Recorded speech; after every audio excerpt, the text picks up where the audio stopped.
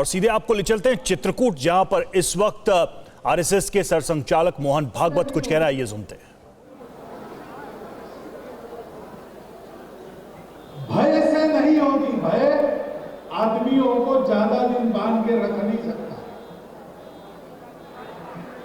मजबूरी में लोग एक हो जाते हैं, लेकिन मजबूरी समाप्त होने के बाद एकता भी समाप्त हो। और एक होते समय अहंकार को छोड़ा नहीं तो एकता टूट जाती है। लोग एक हो जाते हैं, लेकिन मजबूरी समाप्त होने के बाद एकता भी समाप्त होती है। और एक होते समय अहंकार को छोड़ा नहीं तो एकता टूट जाती है। ऐसा किस्सा मैंने सुना है कि देवों की और राक्षसों की लड़ाई से, बार बार लड़ाई से विश्व की बहुत हानि होती थी, तो ब्रह्मा जी तंग आ गए और उन्होंने दोनों को बुलाया कि ये रोज रोज का झगड़ा बंद करो, स्वर्ग का राज किसको मिलना है यही झगड़ा है ना, तो कल एक रेस खेलेंगे हम लोग।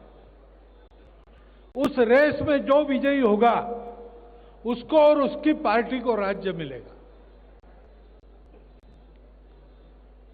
तो क्या रेस है? तो यहां से स्वर्ग तक एक सीढ़ी बनाना और उस पर से चढ़कर स्वर्ग के अंदर प्रवेश करना। सीढ़ी जिनकी पहली बनेगी और जिसका प्रवेश पहले होगा वो और उसकी पार्टी को राज्य मिलेगा। दूसरे दिन तैयार होकर सब लोग आए, देवों का दल एक तरफ, राक्षसों का दल एक तरफ। अपनी सीढ़ी खुद बनानी है। भी काम करेंगे तो लोगों को जोड़ने के लिए करेंगे। धर्म पर चलने वाले लोग हैं तो सब जिससे जुड़ जाते हैं, सब जिससे उन्नत होते हैं, सबको जिसमें सब सदा सर्वदा सुख मिलता है, ऐसा ही काम करेंगे। वो तुरंत जितने देव थे उतने जुड़ गए, उन्होंने एक मंडल बनाया, उनके कंधे पर बाकी कुछ चढ़ गए, उन्होंने दूसरा से जुड़ जाते हैं, सब जिससे उन्नत होते हैं, सबको जिसमें सब सदा सर्वदा सुख मिलता है, ऐसा ही काम करेंगे। वो तुरंत जितने देव थे उतने जुड़ गए, उन्होंने एक मंडल बनाया, उनके कंधे पर बाकी कुछ चढ़ गए, उन्होंने दूसरा। जैसे दही हांडी के समारोह में वो दही की हांडी तक पहुंचा जाता है गोपुरम पिरामिड बना के, ऐसा उनका होने लगा। लेकिन बहुत ऊंचा जाना था स्वर्ग तक, तो बीच बीच में किसी का कंधा उचक जाता था तो पूरा गिर जाता था, फिर से बनाओ, बन ही नहीं रहा था। और राक्षस तो राक्षस बुद्धि के ठहरे, उनको बाकी लोगों से लेना देना क्या है? अपने स्वार्थ को पूरा करने के लिए उन्होंने प्रकृति पर आक्रमण किया, बड़े बड़े शिखर तोड़ के लाने लगे पहाड़ियां बनाने के लिए। बड़ी बड़ी बिल्डिंगें थी शहरों में, उसकी दीवारें तोड़ के लाने लगे। पशु पक्षी पर्वतों में रहने वाले, जंगलों में रहने वाले भागने लगे, त्राही त्राही हो गए। लोग भी उधर उधर भागने लगे, सारी दुनिया त्राही त्राही करने लगी, इनको कोई परवाह नहीं। सबसे बड़ी पहाड़ी एक सबसे पुराने और बलशाली राक्षस ने दूर हिमालय में जाकर एक विशाल उसका शिखर उखाड़ के ले आया, बिछा दिया और कहा ये मेरी पटरी। उस पर दूसरे छोटे छोटे ऐसे बनने लगे। अब ऐसा जब होता है कि परिस्थिति कुछ संभली नहीं जा रही, तो परिस्थिति को संभालने वाला संतुलन का तत्व अपने आप पर बार बार किसी न किसी रूप में आता है। कई बार नारद मुनि के रूप में आता है। तो नारद मुनि ये सारा दृश्य देख के निकले, नारायण नारायण करते, और इंद्र को जाके पूछा कि क्या हो रहा है भैया आप लोगों का? आज लड़ाई झगड़ा कुछ नहीं, कोई खेल चल रहा है? तो हाँ महाराज खेल तो चल रहा है, लेकिन चल क्या रही, बिगड़ रहा है। हम सब धर्म मानने वाले लोग हैं, हम धर्म सम्मत पद्धति से काम कर रहे हैं, हो ही नहीं रहा, बार बार करना पड़ता है। बहुत लंबा समय, ये तो जीत जाएंगे, जीतने के बाद भी दुनिया का कल्याण ही करेंगे। हम अच्छे हैं लेकिन हमको नहीं मिल रहा है। तो नारद मुनि ने कहा कि देखो तुम इसका विचार मत करो, अगर अच्छा है और सत्य है तो उस पर चलो, उससे नुकसान नफे का विचार मत करो। स्वार्थ का विचार करोगे काम नहीं होगा। संगच्छध्वम संवदध्वम समो मनावसी जानताम, ऐसा आगे बढ़ना है। मजबूरी नहीं, भय नहीं, स्वार्थ नहीं, अहंकार भी नहीं। मिलके बार बार प्रयास करो, बार बार प्रयास करो, होके रहेगा। अगर सत्य है तो सत्य सेना दलों के भार से मरता नहीं, वो बार बार सर पे चढ़ के बोलता है। फिर गए राक्षसों के पास, उनको भी वही पूछा तो बड़ी पैड़ी डाल के उस पर वो सबसे पुराना राक्षस खड़ा था, क्योंकि पैड़ी अगर हिलने लगी तो ऊपर का सब गिर जाएगा। तो जिसने पैड़ी लाई वो खड़ा होता था। पूछा उसको क्या हो रहा है, तो बोले मुनि महाराज कुछ दिन के बाद आपको ये नारायण नारायण बंद करना पड़ेगा। सीढ़ी बन रही, हम लोग जाएंगे, हमारी बन जाएंगी, सब हम जाएंगे स्वर्ग में तो राज्य हमारा हो जाएगा, फिर आपके ये सब खेल बंद करने पड़ेंगे हम। तो बोले अच्छा आप लोग राजा बनने वाले हो, राजा कौन बनेगा? तो बोले हम। अरे हम यहां सब थोड़ी बनते, कोई तो एक होगा। हाँ, तो बोले उसका तो ऐसा है कि जो पहले अंदर जाएगा वो राजा बनेगा, उसकी पार्टी को राज्य तंत्र मिलेगा। तो बोले पहले अंदर जाएगा यानी कौन? तो बोले वो आखिरी जो खड़ा है ना, छोटा बच्चा, एक कहीं से फरसी लाई, ईंट लाई, वो लेके खड़ा था। आखिरी फरसी तो छोटी होगी, वो उसकी होगी, उसको उस पर खड़ा रहना पड़ेगा, वो अंदर जाएगा पहले। तो नारद मुनि ने कहा ये कैसे भैया, सबसे बड़ा काम तुमने किया, दूर हिमालय से लेके आए, यहां पर तुमने बिछाया, और राजा वो बनेगा? उसने तो कुछ भी नहीं किया, पास ही पड़ी थी किसी पड़े हुए घर की, वो उठा के ले आया। तो नहीं, खेल का नियम है। तो हाँ, ये नियम कानून बनाए जाते ना तुम्हारे जैसे भोले लोगों के लिए ही बनाए जाते, तुमको राजा नहीं बनने देना है, इसलिए तो ये नियम बना है, तुम भोले ठगे जा रहे हो। तो उसने कहा ऐसे कैसे? तो बोले तो क्या सबसे पुराने तुम हो, सबसे बड़ा काम तुमने किया, सबसे ज्यादा परिश्रम तुम्हारा है, तुम नीचे इस पर खड़े हो तब तक ऊपर बनता रहेगा, और अब राजा बनने का चांस आ गया तो तुमको कुछ नहीं।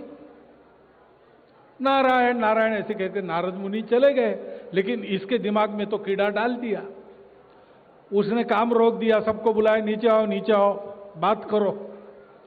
पूछा उसने राजा कौन बनेगा? तो बोले भाई राजा जो पहला जाएगा वो जाएगा, छोटा बच्चा। तो बोले वो कैसे बनेगा, वो तो छोटा बच्चा है, सबसे कम काम, कुछ आता जाता कुछ नहीं, मैं पुराना हूं, इतने सालों से काम कर रहा हूं, ये पैड़ी लाई है मैंने, सबसे ज्यादा परिश्रम मेरा है। तो बोले नहीं भैया खेल का नियम है।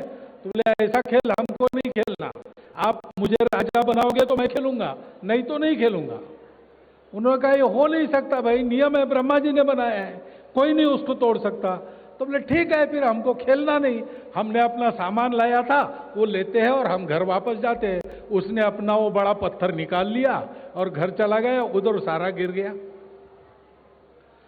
तात्पर्य है कि हमको अगर ऐसा होना है, पूरे समाज को एक करना है, तो अहंकार को भूलकर, स्वार्थ को छोड़कर, निर्भय होकर और मजबूरी से नहीं प्रेम से अपनों के लिए काम करना पड़ेगा।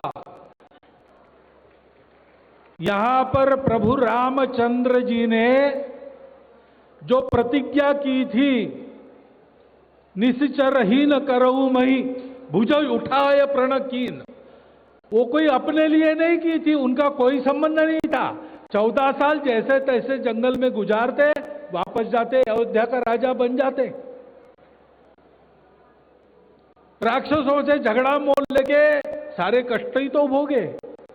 लेकिन ये झगड़ा उन्होंने खुद को मोल लिया, वो स्वार्थ का काम नहीं था, उसमें अहंकार भी नहीं था। हर बार उन्होंने शक्तियों की पूजा की है, संतों की पूजा, सबके सामने नम्र हुए। और एक रामायण में तो कहानी ऐसी है कि रावण को बाण लगा, मृत्यु भूमि पर पड़ा है, रणभूमि में, तो लक्ष्मण जी को राम कहते हैं कि जाकर रावण को नम्रता पूर्वक प्रणाम करो और राज्य प्रशासन की विद्या उससे सीख लो, वो सबसे बड़ा विद्वान है। इस नम्रता के साथ उन्होंने काम किया, निस्वार्थ बुद्धि से किया, उनकी कोई मजबूरी नहीं थी ये करने की। और राक्षसों से, अधर्म से लड़ाई करते समय उनके मन में भय भी कुछ नहीं था। महाराज जी ने कहा है, धर्म के विग्रह रूप राम के जैसा बनने से प्रारंभ करना पड़ेगा। उसी का अनुकरण नाना जी ने किया। यहां अपने लिए काम नहीं किया, अपनों के लिए काम किया। नाना जी कर सकते तो हम भी कर सकते हैं। नाना जी कोई ऐसे अपने आप थोड़ी बने, बचपन से बनते रहे, बन गए। हम अभी शुरू करें, हम भी बन जाएंगे। और इसलिए उस बनने के लिए कुछ करना पड़ेगा। वो क्या करना पड़ेगा, मैं एक एक पंक्ति बताता हूं, आप लोग दोहराइए। ये एक संकल्प है जो आज हमको लेना है, प्रामाणिक मन से लेना है। सभा का रिवाज इस नाते नहीं लेना है, अपने मन से लेना है और उसका पूरा होते तक पालन करना है। वो संकल्प मैं आपको एक एक पंक्ति बताता हूं। संतों से विनम्र निवेदन है, अनुरोध है, वे भी इसको दोहराए।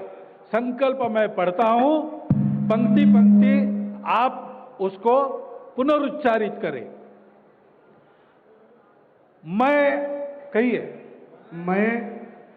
मैं हिंदू संस्कृति का धर्म योद्धा, मैं हिंदू संस्कृति का धर्म योद्धा, मर्यादा पुरुषोत्तम प्रभु श्री राम जी की, मर्यादा पुरुषोत्तम प्रभु श्री राम की संकल्प स्थली पर सर्वशक्तिमान परमेश्वर को, सर्वशक्तिमान परमेश्वर को साक्षी मानकर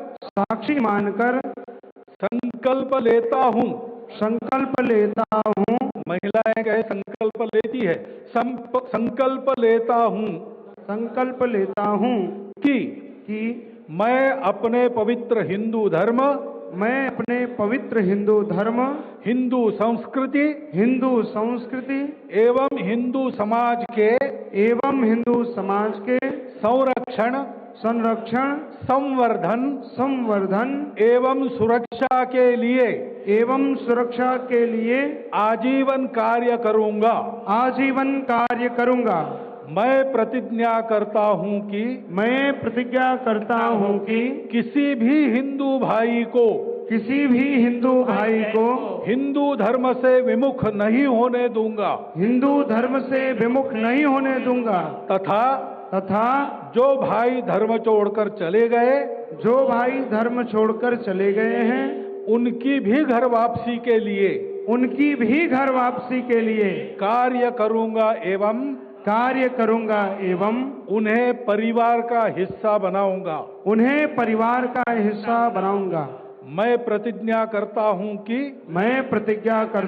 कि हिंदू बहनों की अस्मिता, सम्मान और शील की रक्षा के